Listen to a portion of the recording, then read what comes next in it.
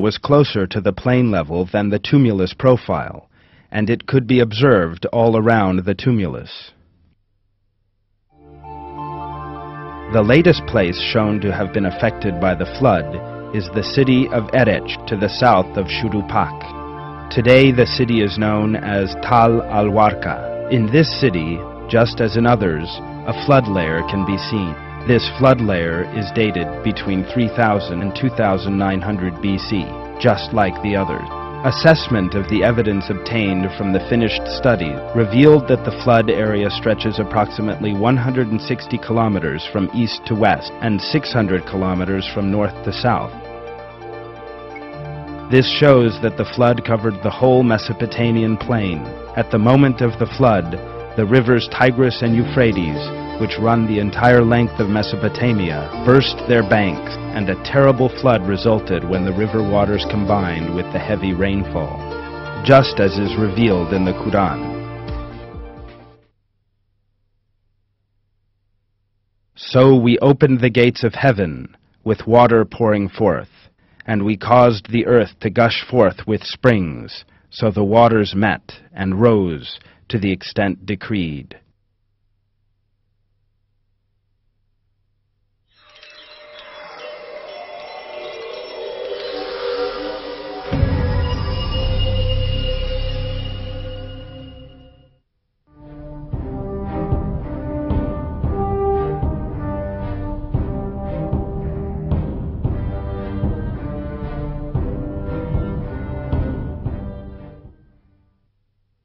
When the waters rose, we carried you in the ship.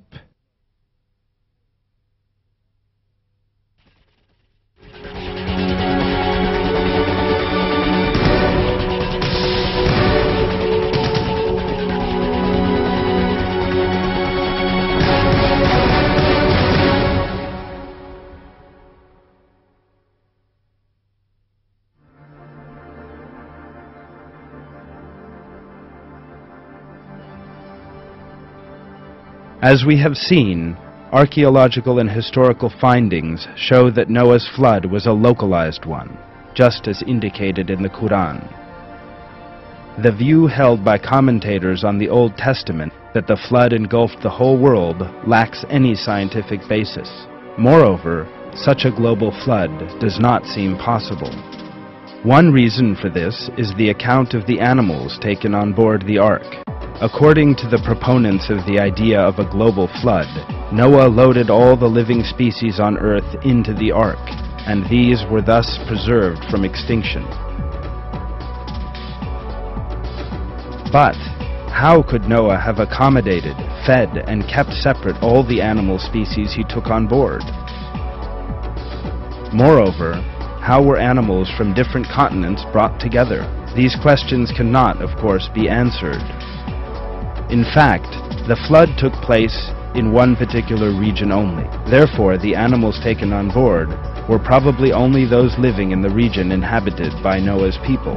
We may also assume that the animals on the ark were domesticated, that could be easily taught and protected, and pose no danger to human beings.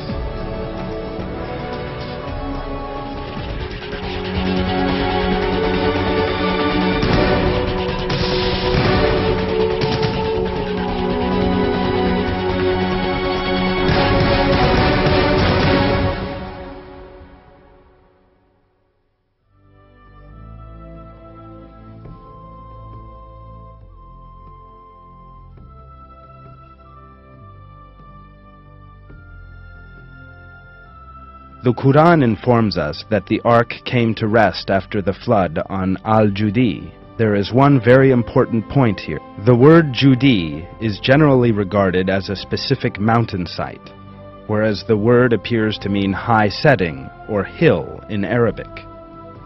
So, according to verses in the Quran, the ark settled on a high place. Judi may not, therefore, be thought of as the name of a specific mountain. In addition, the meaning of the word Judi may also show that the waters had reached a certain height, but not as high as mountaintop level.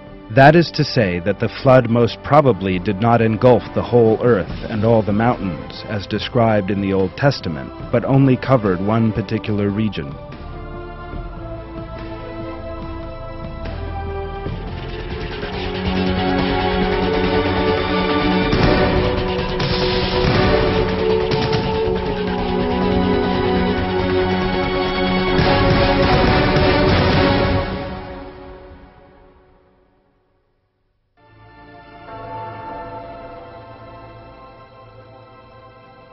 One very interesting fact about Noah's flood is the way it is referred to by very different cultures.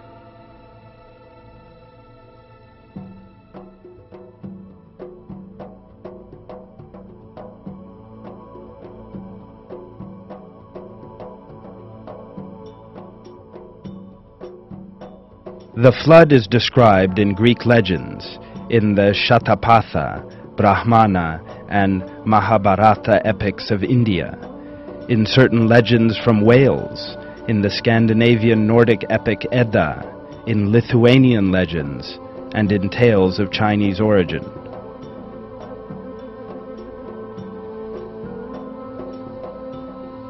How could these ancient civilizations, far distant from one another and with no means of exchanging ideas, have come by such convergent accounts regarding the flood? The answer is clear.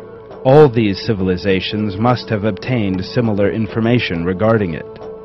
This is clear evidence that they obtained information from a divine source.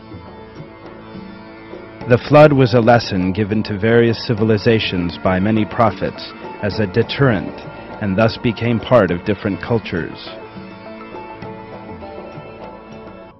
Yet each time, the texts were altered from their original forms. The truth has thus been lost among mystical and mythological ideas. The Quran is the only remaining source that is in substantial agreement with the findings of empirical observation. That is because the Quran was revealed from the presence of God and is under His special protection. It is therefore out of the question for it ever to change and depart from its true essence. God reveals this in a verse. It is we who have sent down the reminder, and we who will preserve it.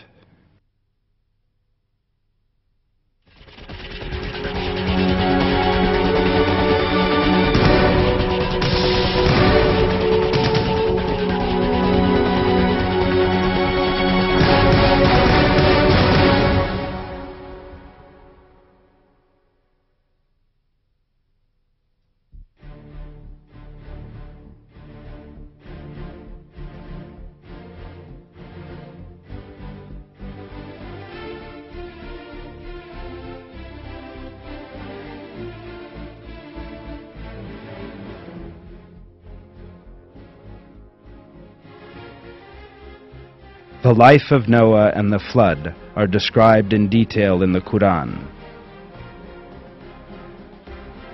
The people of Noah refused to amend their deviant way of life despite all the warnings given them. They continued in their denial of God and were destroyed with a divine punishment. This is mentioned in many verses of the Quran.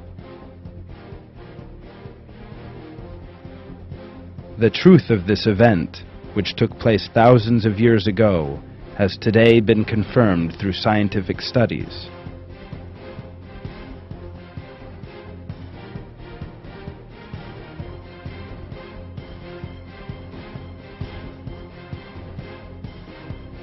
The conclusions from these studies are in full agreement with the verses from the Quran. There is another point which must not be forgotten. Noah's flood is an important lesson for everyone.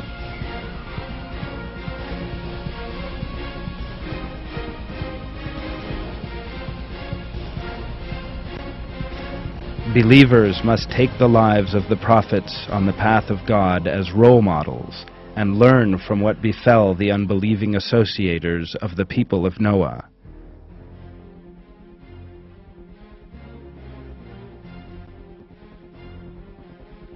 God commands this in verses.